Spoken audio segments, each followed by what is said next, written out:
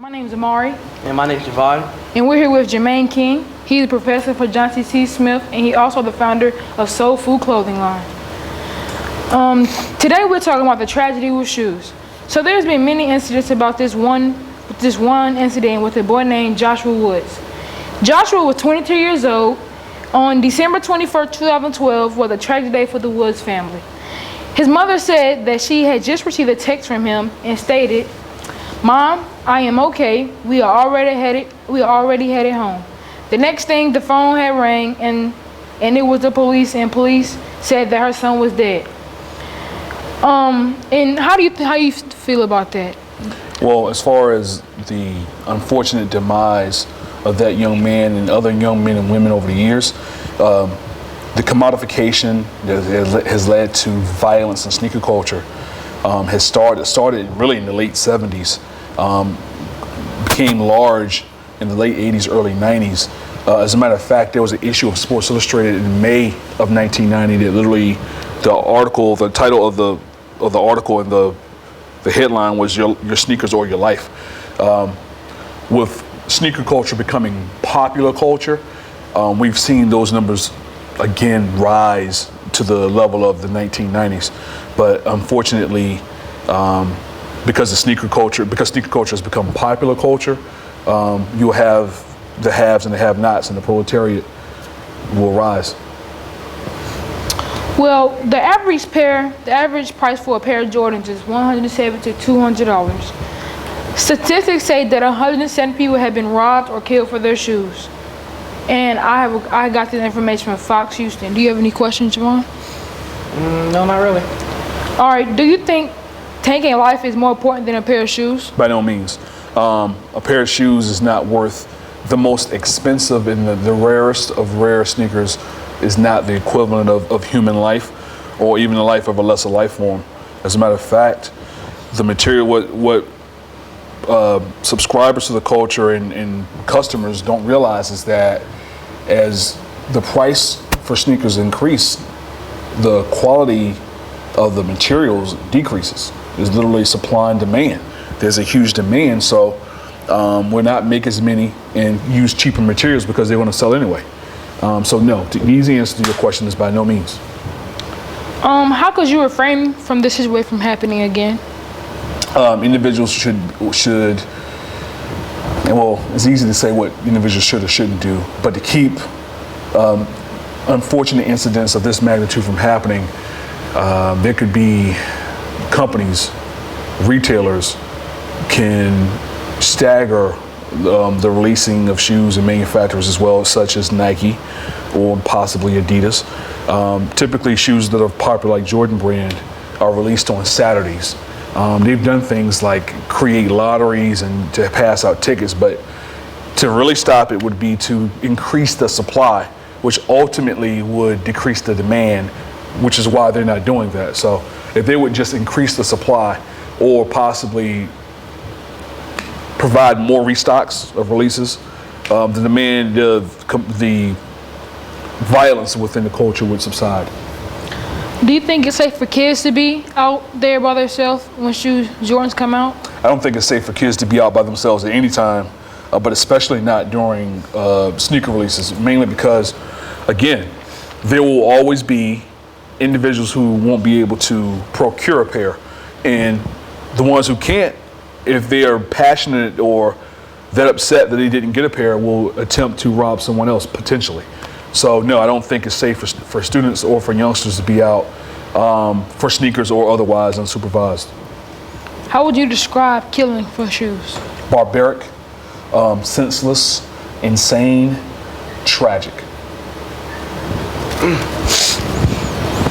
Have you ever witnessed the incident happening? No, I'm fortunate to say I've never witnessed violence regarding the sneaker culture. And to be quite honest with you, I'm proud to say I haven't witnessed violence firsthand in my life. And that is a blessing. But the easy answer is no, I've not witnessed violence regarding the culture. And since you're the founder and CEO of Soul Food Brand. Mm-hmm. What would you do if that happened with your clothing line? People getting killed for your clothes. Well, If the demand for the products that I produce was so high, I would literally produce more product. And also the product is priced. One of the reasons why I even created Soul Food brand is to price garments that support identification within the culture, that individuals wouldn't have to go out and drop an absurd amount of money on t-shirts or sweatshirts or sweats or hats. The quality is exactly the same as other brands because I've replicated the manufacturing process, but the prices are there to support identification without individuals lacking elsewhere in life. But to answer your question, if there was such a demand for my product, I would simply create more of it to meet the demand, not being overly concerned about if there's too much of the product, individuals will lose interest. That's not a concern of mine. Having lives being preserved is a concern of mine. So if that were to happen, I would do that. How do you feel if you were in that situation? Which situation? Like, let's say, hypothetically speaking, let's say that some people do kill over your brand. How would you feel towards that? Would you stop making? Oh, definitely. If there was a demand over soul food that resulted in the loss of life, I would by all means I would stop creating the product because again, there is no product manufactured that is worth an individual's life. I don't think that would ever be a reality, but theoretically, if that were the case, I would just stop. It's not, for me, Soul Food brand and all things, even the book Soul Food Digestible Sneaker Culture, for me, they're therapeutic. They're a way for me to signify that I am a part of the culture and that I have information to share on it. Therapeutic, not created to cause discomfort or harm for others. So if that were the case, I'd stop in a heartbeat. Is the pricing for your clothing, is that what causes the killing for kicks, or is it just demand? Well, the pricing in regard to what happens with killing for kicks is that you have a product that is priced at a price point that is rather expensive, so that would eliminate individuals who can't afford it. However, the individuals who can't afford it, let's call them the proletariat. The proletariat will do whatever they have to do to get a pair. But here's the thing. In regard to production of sneakers that are popular, companies are wise not to create many of the product because the more that they are, the easier they are to get.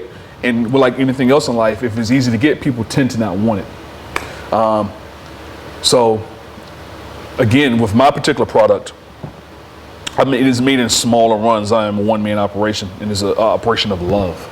But the demand is not to the point where individuals are that frustrating in getting it. You can simply log on to the website, soulfoodbrand.com, for that matter, and order. But in regard to kicks, people are killing over sneakers because the demand does not meet the supply. And you have the bourgeoisie and you have the proletariat, and individuals who are a member of the proletariat, if they can't afford the sneakers, they'll take someone else's, and sometimes that becomes a violent exchange. Others who are members of the proletariat and they can't afford it sometimes they just can't get to the shoes because the supply isn't there. And then you have the situation where we're losing men and women over a substandard product, to be quite honest. All right, so how did you come up with the name Soul Food for your brand? Okay. Well, again, in 2008, I wrote a book called Soul Food Digestible Sneaker Culture. And the book is a collection of stories, poetry, essays dedicated to identification within sneaker culture. I named it Soul Food because essentially, if knowledge is food for the soul, S-O-U-L, then S-O-L-E, the knowledge there would be soul food, would be soul, S-O-L-E, so there you go. The brand, everything that I do regarding sneaker culture is a part of my brand. So Soul Food brand, not only is it me, but it is the clothing, what I was talking about in the text, manifested in the form of the clothing. And again, tees, crew neck sweatshirts, sometimes sweats and snapbacks and fitteds. But what I talked about in the text is manufactured manifested into the clothing, and the name of the brand came from the name of the book. So that's all we have for today. Make sure you log on to soulfoodbrand.com and order your tees, joggers, and etc.